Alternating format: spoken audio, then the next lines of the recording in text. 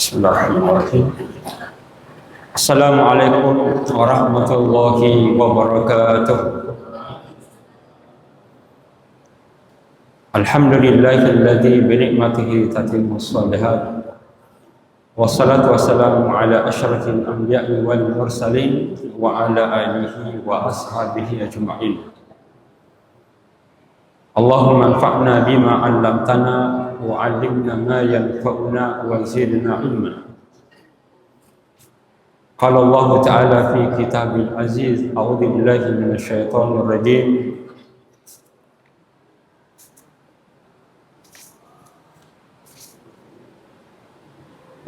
Wa aqimus salata wa atuz zakata warka'u ma'ar raki'in. Jamaah zuhur yang dimuliakan dan dirahmati Allah Subhanahu wa taala.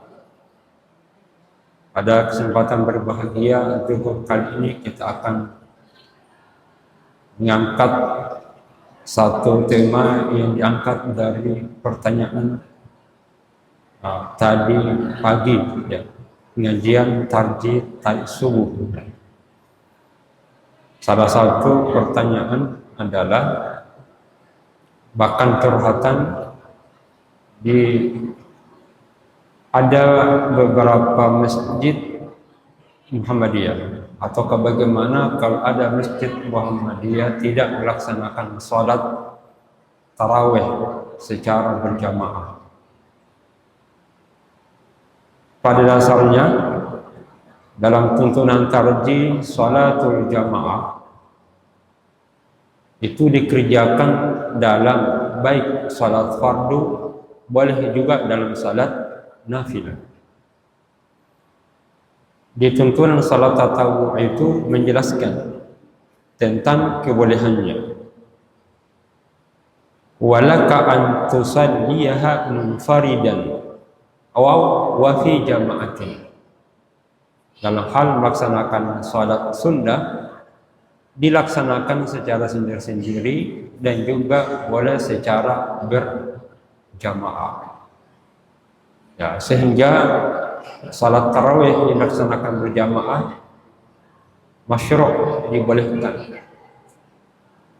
Apalagi dalam konteks salat jamaah dalam qiyam Ramadan, jadi mana Nabi SAW pun melaksanakannya baik di malam pertama, malam kedua, malam ketiga, bahkan malam keempat karena terlalu banyak Nabi berhenti, artinya tidak keluar karena dikhawatirkan akan menjadi hal yang wajib.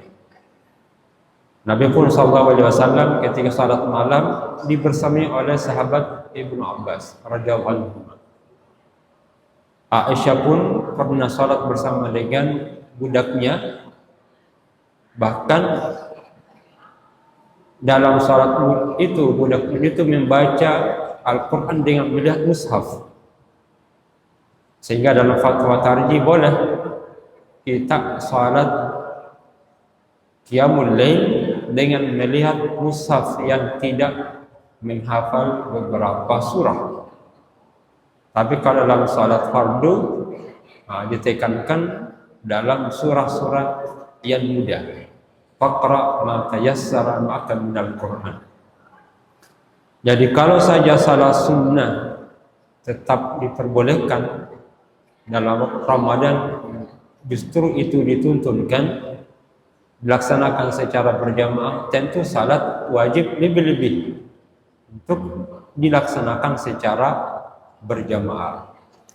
Lantas bagaimana tuntunan tarjih terkait dengan salat jamaah ini? Dalam tuntunan menjelaskan, jadi kalau terkait dengan tuntunan berarti irsyad, sifatnya mengarahkan, sehingga dalam tuntunan salat jamaah itu yang ada adalah arahan dari majelis tarjih lewat musyawarah nasional untuk dilaksanakan. Apa bentuk tuntunannya ini? Salatul jamaati, salat jamaah.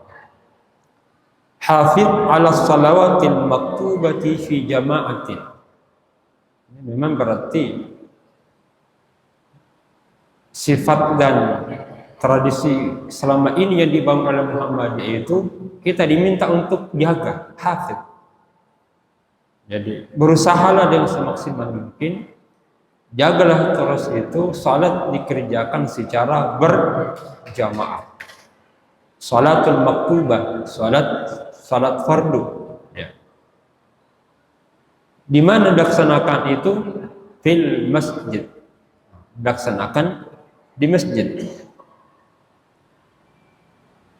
Awil musalla, dan boleh juga di musalla, tempat yang diperuntukkan untuk salat kalau kita tidak dapati masjid. Hanya kalau kita di Persyarikatan Muhammadiyah di Unismu Makassar, dengan adanya surat edaran itu, surat edaran tentang pelaksanaan salat di masjid, diusahakan dilaksanakan di masjid. Kecuali dalam beberapa kasus ini dengan mempertimbangkan misalnya di pelaksanaan Baitul Arqam, ada beberapa diberi kesempatan untuk melaksanakan salat karena ada arahan dan pelatihan biasanya dilakukan. Yang antaranya adalah tadribul khitabah, kemudian salat berjamaah seperti yang beberapa pengkajian dilakukan, tapi ini sifatnya insidental, tapi asalnya dilaksanakan adalah di masjid. Au ghairihima, kalaupun kita tidak mendapati salat itu dilaksanakan di masjid, apakah karena kita jauh dari musalla misalnya, tapi kita ada di tempat yang terbuka, misalnya di kebun, kita tidak temukan masjid, maka lakukanlah di situ. Au ghairihima. Wala ta'jal ilaiha hatta taqdi hajataka. Dalam menghadiri salat jamaah ini, yang melaksanakan salat fardu di dalamnya dituntunkan untuk tidak tergesa-gesa, tidak tergopoh-gopoh. Ini mungkin karena ditemukan dalam beberapa kasus jamaah karena ingin mendapatkan salat jamaah tidak tertinggal oleh imam ataukah khawatir masbuk, maka biasanya dilakukan jamaah bergegas-gegas, tergopoh-gopoh hadir di dalamnya. Nah, itu yang dituntunkan untuk tidak tergopoh-gopoh dalam hadir. Hanya perlu dibedakan antara tergopoh-gopoh dengan bersegera. Nah, kalau bersegera berqasdabiqul khairat itu diutamakan. Tapi kalau saat ada halangan, akibatnya terlambat, yang mengharuskan salat jamaah, jalan saja tanpa lompat ataukah lari kencang.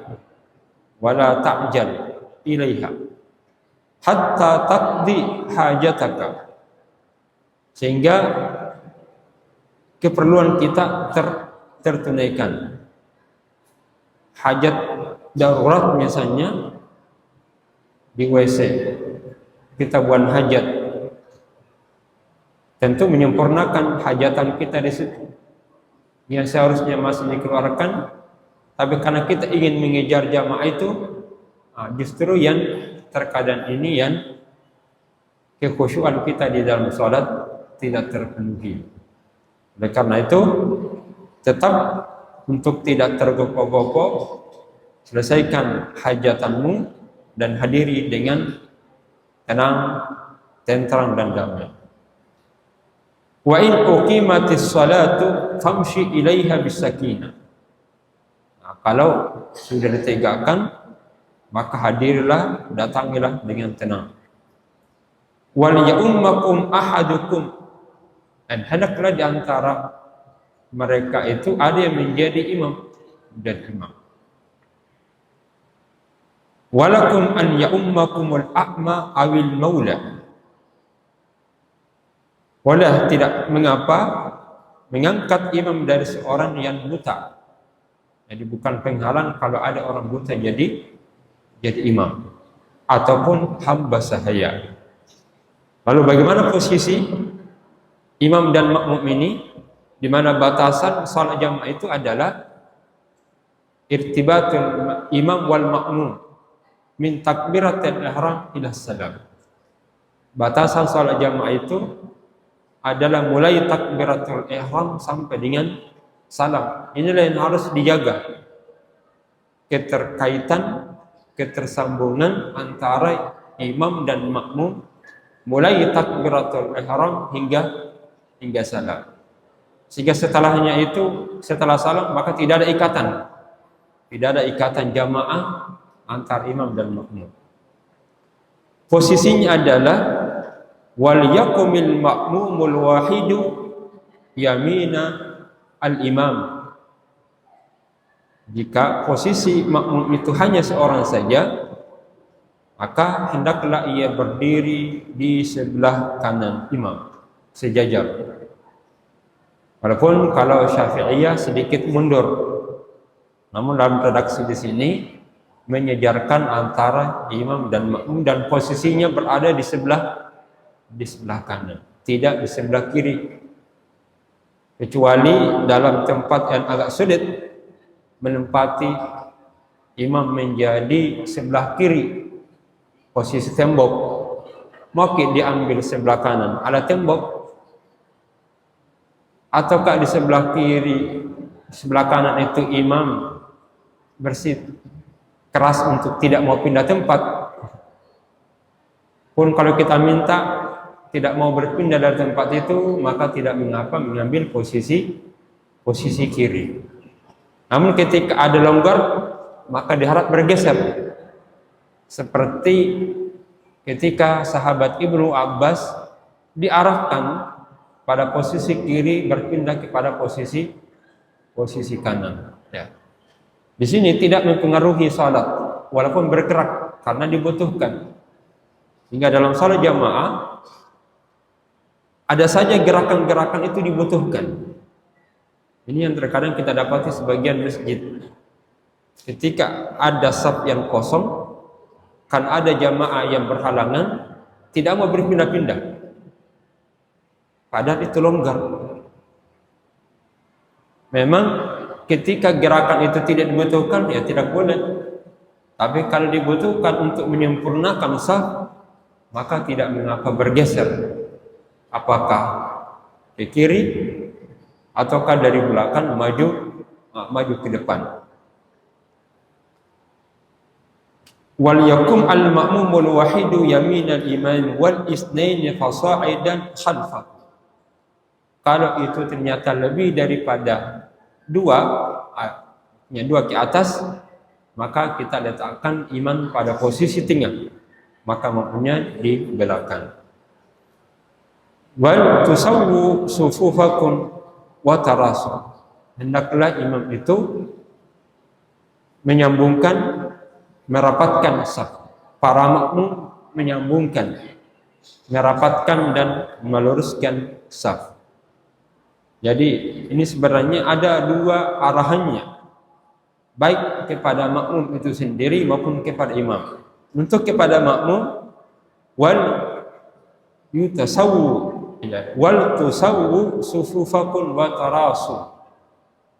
Jadi anjuran di dalam putusan ini, hendaklah kamu meluruskan barisan, dan harus ada inisiatif dari kita ini mau meluruskan. Makmumnya kalau bengkok luruskan, tidak menunggu aba-aba dari imam. Sebagian kita kalau makmum nanti mau lurus pada imam memberikan aba-aba. Dalam tuntunan ini, wal tusawwu sufufakum, hendaklah kalian meluruskan safmu, ya, saf kalian. Wa tarasu, ya, sama, ya, meluruskan dan merapatkannya. Wal yahussal imamul ma'mumin alaihim. Namun sisi lain, imam ini juga menganjurkan jamaah agar jamaah meluruskan dan merapatkan safnya. Wa atimmus saffal awwal thumma alladhi yalih. Hendaklah saf pertama dirapatkan, lalu berpindah lagi kepada saf yang kedua. Wa saddul khalal. Ya, hendaklah yang mengisilah saf yang kosong. Jadi isilah saf yang kosong itu, wal yakun safun nisa'i khalfar rijal. Saf untuk wanita letaknya di belakang saf untuk kaum pria. Sekarang bagaimana cara mengikuti imam di dalam takbir? Nah, dalam takbir, di dalam mengawali salat. Nah, itulah yang menjadi dasarnya. Innama ju'ilal imam yu'tamu bihi. Imam itu dijadikan untuk diikuti. Dan karena itu, idza kabbaral imamu fakabbiru. Jika imam itu bertakbir, maka bertakbirlah. Jadi diawali dulu takbirnya imam, baru makmum mengikutinya. Ya. Wala tukabbiru hatta yafrugal imamu min takbiri. Dan janganlah sang makmum ini bertakbir hingga imam selesai takbirnya. Maka ditentukan bahwa ketika imam Allahu Akbar, makmum mulai ikut Allahu Akbar, tidak membersamai. Jadi imam dulu. Jadi tuntunan dalam putusan ini, wala tukabbiru hatta yafrugal imamu min takbirihi. Dan janganlah kalian bertakbir hingga imam selesai dari takbirnya. Makanya kita tuntunkan kalau bertakbir, ya, biarkan imam bertakbir tuntas, Allahu Akbar, lalu makmum ikut Allahu Akbar. Ketika imam ruku', ya, fa idza raka'a farka'. Dan jika imam rukuk maka rukuk juga. Allahu Akbar lalu turun. Makmum juga demikian, mulai Allahu Akbar baru dia mulai angkat tangan untuk takbir, untuk rukuk. Sama halnya juga ketika sujud. Maka kapan kita mulai bergerak makmum untuk sujud? Hatta yafrugal imamu min takbirih. Sehingga imam itu selesai dari takbirnya. Namun karena sujud ini posisinya berdiri sampai ke tanah itu panjang, agak sulit. Sebab kan imamnya dari atas Allahu Akbar itu kelamaan. Sehingga awal takbir imam itu adalah di pertengahan.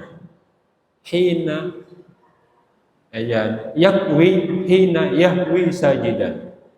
Fayukabbiru hina yahwi sajidan. Maka imamnya bertakbir ketika dia hendak sujud. Untuk apa? Untuk menghindari penyebutan lafal jalalah yang terlalu panjang. Sebab kalau dari atas panjang sekali, Allahu Akbar, sama juga kalau bangkit nanti. Nah, supaya tidak terlalu kepanjangan, karena memang kita tidak temukan dalam satu riwayat bahwa lafal jalalahnya itu dipanjangkan, kecuali hanya sebagai instrumen untuk imam agar diikuti itu. Tapi pada asalnya adalah tidak ada. Nah, oleh karena itu supaya tidak terlalu panjang, maka posisi takbir di pertengahan. Nanti Allahu Akbar, baru kita mulai juga takbirnya. Wa hakadha fi jami'i af'alis salati. Demikianlah seluruh itu kita ikuti, ya. Wala tasbiqul imam, dan jangan mendahului imam, ya. Karena dilarang mendahului imam. Wala yutilul imamu qira'atahu, dan tidak memperpanjang-panjang bacaannya kalau di dalam salat jamaah. Ini kasusnya karena terdapat sahabat yang memanjangkan bacaannya sehingga ada yang keluar dari jamaah. Dia salat sendirian di belakang. Sehingga Nabi SAW bertanya, kenapa keluar? Karena kepanjangan. Maka Nabi pun berkata kepada Mu'ad, afatanu anta ya Mu'ad, kenapa engkau membuat fitnah ya Mu'ad dengan memperpanjang bacaannya di dalam salat. Ini Latar belakangnya karena di situ ada daif, ada orang yang lemah, ada orang yang sakit, ada orang yang berlanjut usia. Tapi kalau misalnya orang-orang kuat di belakangnya, maka disesuaikan. Sehingga imam tidak mempertimbangkan dirinya, tapi juga mempertimbangkan makmumnya. Wal qunut idza qara imamu jahara, ketika imam membaca dengan bacaan jahar, maka makmum itu diam. Fala taqra syai'an, kita tidak baca apa-apa, hanya menyimak saja. Wa idza quri'al Qur'an fastami'u lahu wa ansitu illa bil Fatihah, kecuali Al-Fatihah. Jadi dalam salat jahar makmumnya itu hanya menyimak saja ketika imam membaca bacaan jahar, kecuali bacaan suratul Fatihah. Berarti menurut tuntunan ini, salat maghrib, salat isya dan subuh, ketika imam membaca suratul Fatihah, maka makmum juga tetap membaca suratul Fatihah. Sedangkan surah yang lain disimak. Kenapa? Karena Fatihah itu bagian dari dari rukun. La salata liman lam yaqra bi Fatihatil kitab. Namun sisi lain ditemukan ayat Al-Qur'an, idza quri'al Qur'anu fastami'u lahu wa ansitu la'allakum turhamun. Jika dibacakan Al-Qur'an, maka simaklah baik-baik agar kalian mendapatkan rahmat. Nah, karena dua riwayat hadis ini, antara satu hadis dan firman Allah, tampak secara zahir bertentangan, berbenturan. Sisi lain, isyarat ayat itu memberikan makna kewajiban mendengarkan bacaan Al-Quran. Al-Fatihah bagian dari ayat. Dalam hadis menunjukkan keharusan membaca surat Al-Fatihah, baik sebagai imam maupun sebagai seorang makmum. Maka cara mengkompromikan adalah al-jam' wa taufiq, bahwa untuk suratul Fatihah tetap dibaca, sedangkan surah-surah yang lain disimak saja, disimak. Fa idza qara al-imamu, jika sang imam itu menyatakan walad dhalin, maka imam pun harus mengatakan amin. Jadi tidak diam. Di beberapa masjid ketika baca waladhdallin, imam tidak kedengaran membaca amin. Ya, dalam tuntunan ini sang imam pun dianjurkan untuk membaca amin. Apatah lagi makmum. Maka makmum pun itu mengikuti. Wal yajhar al-imamu faqul amin. Maka makmum juga mengikutinya karena keutamanya besar. Ya, idza ammana al-imam fa'aminu. Jika imam itu mengatakan radhdallin dan dia mengatakan amin, maka baca amin. Kenapa? Fa innahu man wafaqa ta'minuhu wa ta'minal malaika ghufira lahu ma taqaddama min dzambi. Karena kalau bacaan aminnya sang imam itu dibaca lalu diikuti oleh makmum bertepatan dengan aminnya malaikat, karena malaikat pun hadir untuk mengamini, mengamini bacaan imam ketika dia baca waladhdallin amin. Sehingga kelihatan sekali di Masjid Nabawi itu kalau baca Al-Fatihah menggimah, karena sahabat mengatakan amin, amin. Berbeda dengan mazhab Hanafi yang tidak menuntunkan untuk membaca itu. Kenapa? Karena ini adalah bacaan yang di luar salat. Amin. Yang ada adalah Al-Fatihah saja. Makmum tidak boleh mengatakan sesuatu, maka dianggap batal. Sehingga ada yang lebih ekstrim dari kalangan awam Hanafiyah ketika kamu mendengarkan bacaan amin, maka pukullah lisannya. Didatik istilahnya. Kalau ada yang mengatakan seperti ini ta'assub fanatik total. Ini kasusnya kami ketika kuliah dulu, karena dia tidak baca amin, saya terlanjur baca waladhdallin sendirian. Padahal zamannya tidak mengatakan. Ya, tapi tuntunannya ada. Berdasarkan sabda Nabi sallallahu alaihi wasallam, "Idza amana imam fa'amiru." Jika sang imam itu mengatakan waladhdallin amin, maka ikuti karena ada keutamaannya. Baik, saya kira demikian pengantar